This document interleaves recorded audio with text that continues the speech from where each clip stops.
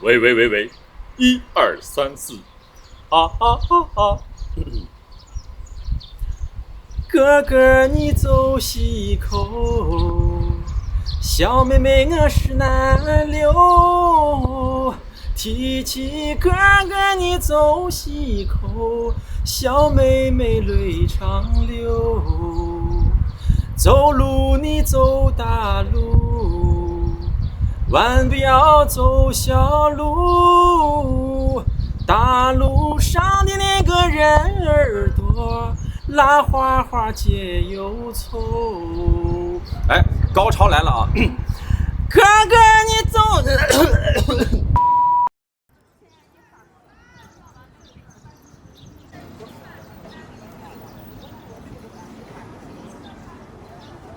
好，大家好，我是阿星。阿星现在在山西晋中的祁县。那我现在所在这个地方呢，叫做乔家堡。著名的这个乔家大院呢，就在这儿，就在我的身后啊。大家看过一个电影叫《大红灯笼高高挂》，这儿就是取景地。那还有一个电视剧就叫《乔家大院》，讲的就是传奇晋商乔致庸的一生。我妈呢是特别爱看这个电视剧，也是乔致庸的忠实粉丝，从小就老提乔致庸，动不动就说啊，你看人家乔致庸是不是奋斗一生，这事业有成，要向人家学习。除了讲乔致庸呢，就讲什么王小冰鱼啊，中国古典24孝之类的，成天给我讲这些。我一听啊，一般我的反应就是，切，我要吃雪糕，给我拿10块钱花花。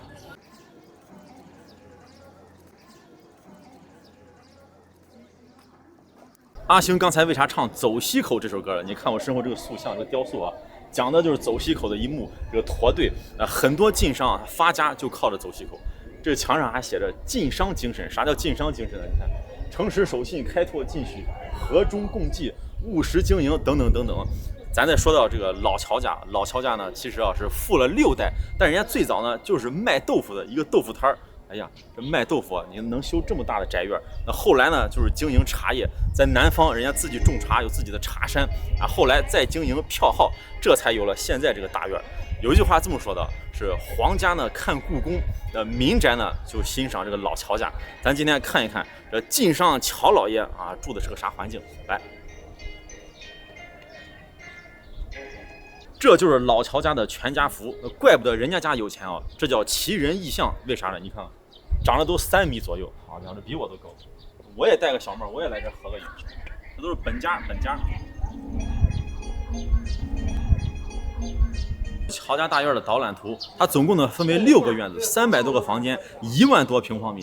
大家听着，哎呀，1万多平方米挺大的。其实呢，在周围这些晋商大院里头，他家这规模算小的。这个王家大院呢，要比他大10倍啊！不仅是院子，他们家这个经商的水平啊，在晋商里头其实也就是中等偏上，就是因为啊拍了电影、拍了电视剧，这名气比较大而已。这就是乔家大院的全景，非常的气派啊！你看他这个房子呢，就是典型的明清时期北方大院的这个感觉啊，不仅是居住，还有防御的作用。你看这墙特别的高，10米高。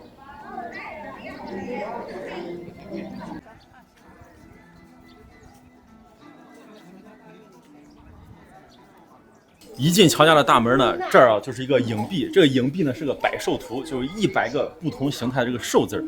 你看啊，人家经商的规模虽然在晋商里头不是最大的，但是啊，人家宫里有人。为啥这么说呢？你看这2个对联啊，是谁写的？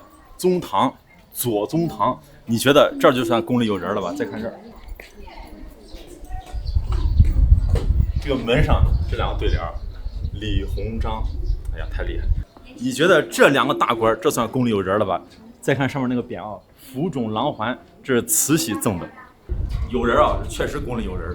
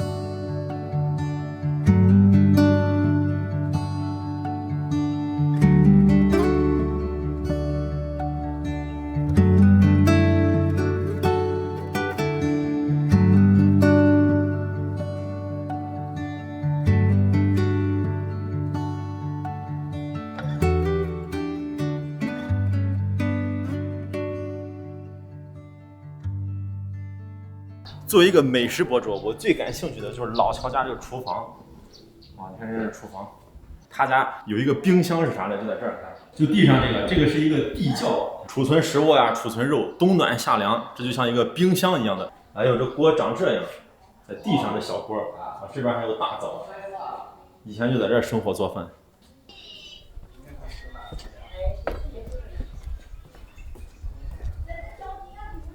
祁县有很多晋商就做这个茶叶生意，这乔家也是，你看万里茶道上的乔家，这是福建的武夷山，然后这儿出茶，然后一直你看过了沙浦口走西口，这个包头有条街就是老乔家，然后一直到圣彼得堡，好家伙，厉害厉害！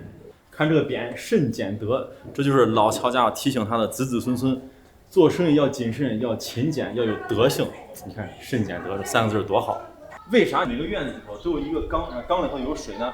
这有2点讲究，一个就是水为财，就是聚财的；还有一个就万一发生火灾啊，就用水很方便，拿个盆就这样唰，赶紧救火。你看它这个墙啊特别的厚，为啥厚呢？冬暖夏凉，保温。然后你敲，你听这里头是空的，这就是烟道。冬天啊烧煤，然后这个热气就在这里头。而这房顶上一般都有一个小的出烟孔，应该在那个顶上嘞。是烟道出烟口，这就跟冬天的暖气是一样的。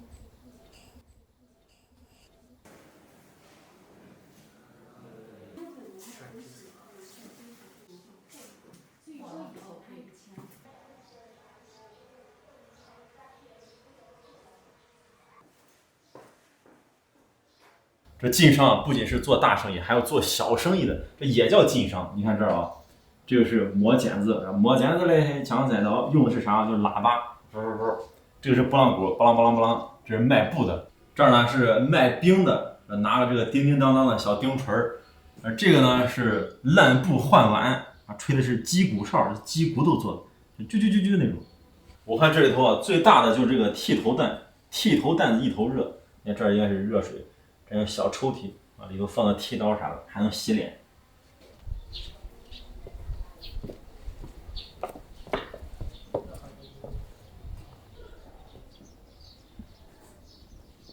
来到乔家大院呢，有2大看点啊，一个就是看建筑，还有一个呢，就他家有3个宝贝。那这个房子里头有俩，一个就是犀牛望月镜，那还有一个呢，就上面这个是中国最早的监控啊，其实呢就是一个特别光的一个钢球，主人在床上睡觉，谁一进门就可以看到，无死角监控系统。这个监控系统啊，我在网上查了一下，好家伙，众说纷纭，有说是啊中国什么古典工匠啊做的，打磨的非常光，还有说什么美国进口的。啊，还有说什么来自于巴布亚新几内亚？别看这个犀牛望月镜啊，这可是国家1级文物，这是国宝。这个钢球呢，也是个国宝，但是我觉得这啥监控啊？这不就是个钢珠子这？你看人家挂这个画也有讲究啊，这个猫和蝴蝶是耄耋之年，然后那个呢喜鹊站在那个枝头上是喜上眉梢，每个画都有讲究。第3件宝物啊，这个是九龙灯，是慈禧太后所赐。大家一听，慈禧太后还挺大方的，还赐这灯，错了啊！这有2盏，都是慈禧抵债用的，借老乔家钱还不上，赐2盏灯。这个灯很有意思啊，底下可以旋转，调节亮度。你看这儿还有一个镜面，这有个蜡烛，然后蜡烛对着镜面呢，它有反光，这亮度就高了，整间房子就更亮一点。然后一转到这个画这块，它没有反光了，然后亮度就降低了。叫我说这灯啊，这义乌小商品是10块钱包邮啊，买1赠1。上面是亭子，这是一个假山。哎，这为啥假山这儿还开了个门儿？有意思吧？还有个门儿。其实啊，这是乔家大院藏钱的地方。那最多的时候藏了1000万两。这个1000万两是个啥概念呢？清朝国库里头1/8的钱。这不知道现在还有钱没有？闻闻这金元宝的味儿，都是钱的味道呀。为啥乔家大院保存的这么完好呢？跟人家这个老乔家做人做事有关系，那非常有德行，跟邻里乡亲啊这关系处得很好。那有了钱以后呢，经常帮扶这些乡亲们。所以说啊，在历史上有啥灾祸灾难的时候，没有人站出来搞破坏啊，都替他家说好话。那大家都知道有句话是富不过3代，那为啥人家富了6代呢？跟这个家训有关系。那他家呢有很多家训啊，那我了解到有一个特别有意思，叫吃亏家训。这怎么说呢？是吃小亏不吃大亏，吃明亏呢不吃暗亏，吃新亏不吃旧亏。我也想，好家伙，干成点事儿真不容易，这不停的吃亏，还亏还不一样，有意思。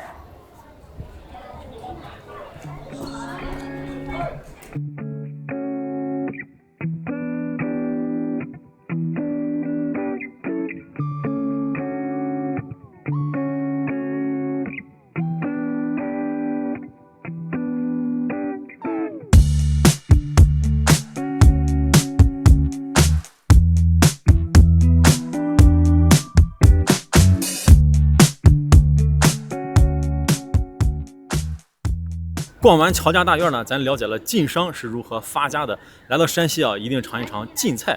我现在来这个地方是山西饭店，这儿呢是现在的晋商请客吃饭、宴请朋友都选择这个地方。为啥？你看这个环境，哇，晚上灯一亮，太漂亮了。这个山西饭店的前身呢叫自省堂，是大军阀阎锡山筹资兴建的。可以说这历史上来过很多名人。哎，这晚上太漂亮了。还有很多楼，你看整个是一圈，这是个大院子，停车。吃饭呢是这个晋福楼啊，应该就是中餐厅。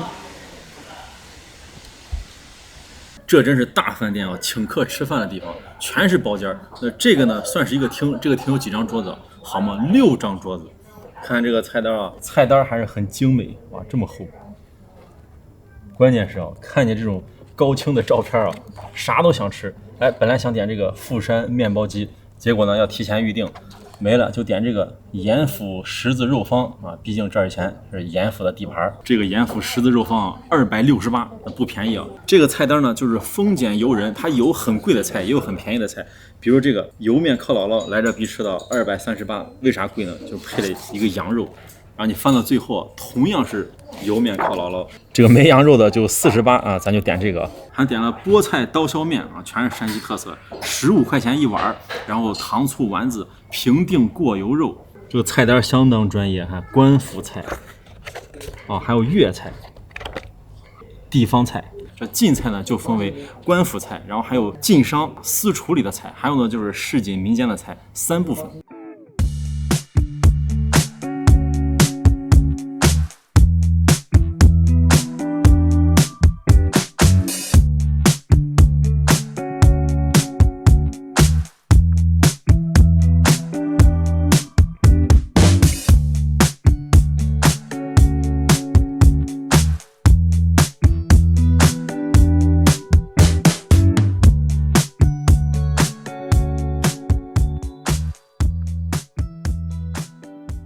这7碟子8碗的，感觉我就是个晋商老爷，好家伙，太丰盛了。先吃哪个呢？肯定先吃这个刀削面，为啥？一会儿坨了。菠菜刀削面，2个卤子，一个是肉酱的啊，还有黄豆。这个呢应该是萝卜啊、土豆啊，还有西红柿，全都给它浇上。哎，全浇是不是有点咸？要来就够味儿。哎，你看刚才应该尝尝咸蛋是不是？挺咸，刚才的肉酱加多了，这个加一半。这来到山西饭店吃个刀削面，这个面呢挺筋道。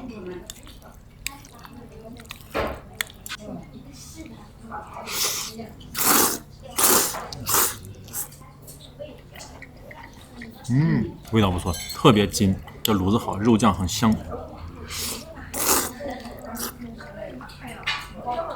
哇，这个来点醋，这个是又有蒜又有醋。来点蒜，倒一点。其实就山西来讲呢，很多地方都有刀削面啊，争论不休啊。但是最有名的还是在大同。以后咱到大同专门吃这个刀削面。不过这个刀削面也很好吃。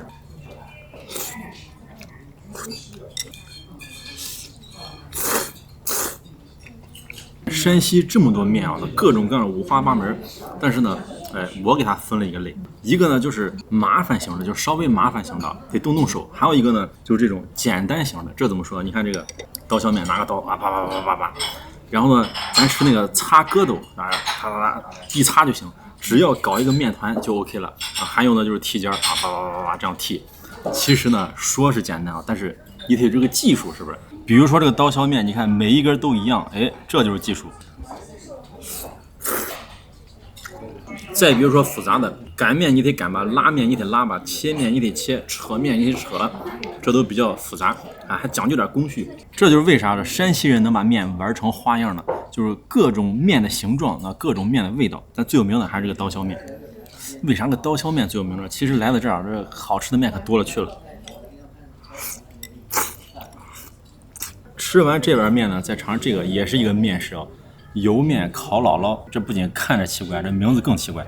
这油面烤姥姥是啥呢？一听，哎，这有讲究，这名字啊，确实有讲究。给你讲了，它分成3部分，一个呢就是油面。那啥叫油面呢？就是油麦，它是燕麦的一种啊。这个就是油面做的啊。靠这个字呢，其实就是指的是植物。姥姥是啥呢？姥姥，你看这个，给你拿一个起来，这个就是姥姥。啥叫姥姥呢？你看啊，像不像一个篓篓，一个筐筐？就当地话把这个八斗，就是竹筐子，就背着盛东西的那个叫姥姥。这个呢可以是竹子编的，可以是柳树啊，这个柳条编的啊。所以就是植物嘛，就是靠油面靠姥姥。还有一个意思呢，就是紧紧的靠在一起，就是团圆团结的意思。看像不像一个小的筐子，感觉能盛水啊。就是油麦这种香味儿。蘸料呢可就不是一个一个吃了，哎呀，这沾的可真紧。这个是番茄汁。特别像面条，这其实呢就跟面条差不多。再蘸这个蒜醋汁儿，哇，有点多了。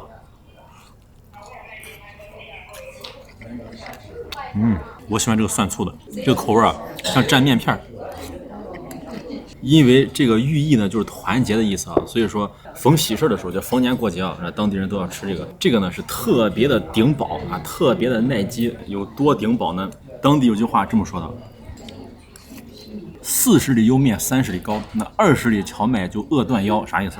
你吃这个油面呢，能走40里路；吃了高呢，30里；那吃了荞麦呢，20里都走不到。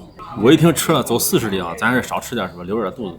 吃这个平定过油肉。山西阳泉市平定县的一个特色美食啊，过油肉啊！一说过油肉啊，我这顺嘴都想说过油肉拌面啊。其实呢，它和这新疆是有关系的。咱吃一口啊，很鲜很香。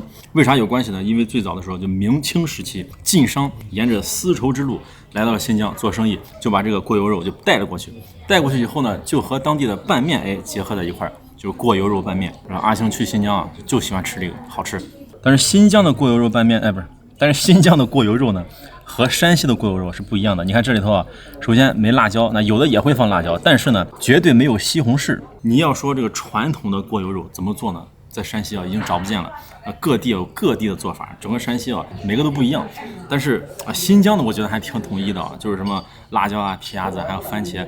新疆那个呢，为啥加番茄呢？就是它是那种中亚、西亚啊喜欢的味道，就是红烩味儿。这里头呢就没有番茄。就是一股酱香味儿，这个菜呢吃起来啊，有点像鲁菜的感觉。木耳、笋、大葱、菠菜，山西呢有的地方做这个菜啊，会加白菜进去。晋菜里头啊最有名的一个菜啊，应该就是这个过油肉。它这个是猪肉啊，那新疆的是牛羊肉。这个菜是怎么诞生的呢？就是古代的时候没有冰箱。肉呢不好储存啊，就把肉过一遍油炸一下就好储存。还有呢，就是行军打仗的时候啊，把肉一炸就方便携带，不容易坏。如果这碗面不浇这个卤子啊，把这个直接浇上去，就是过油肉拌刀削面。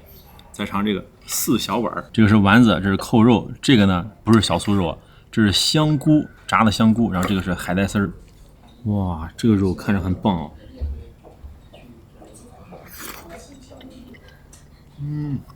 一吃就是农村流水席的感觉。其实呢，就是从晋商8大碗演变而来。哇，这丸子更好吃。缩小版的8大碗，尝尝这个。这个菜有意思啊，它每个食材不一样，但是我觉得这个汤汁呢都差不多。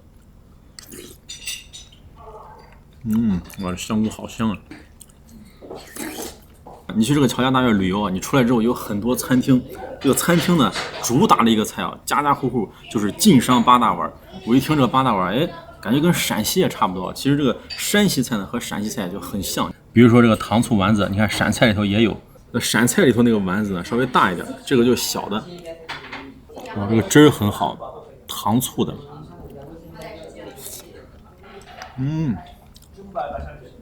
吃到最后压轴的十字肉方，底下还有火加热的。哇，看看这个皮，炸的虎皮，这一块它有多大？好家伙，要吃这么一块啊，把天灵盖给香晕过去。这块啊挺肥的，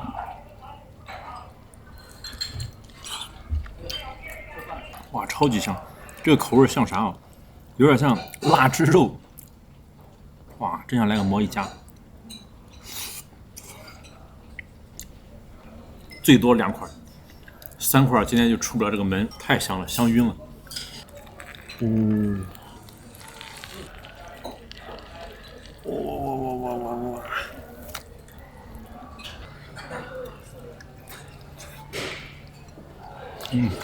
哇！太腻了，再来口面，直接盖到面上，腊汁肉面片吧，这是。哎呀，赶紧再来口醋，配上这个蒜和醋，应该解腻。往上一浇，啊，这就来感觉了。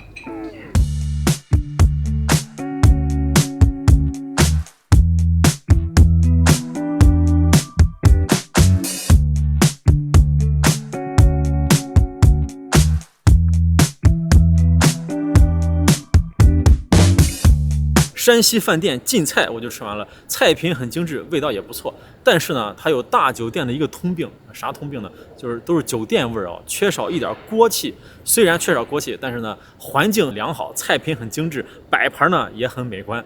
请客吃饭来这儿准没错。好，那就这样。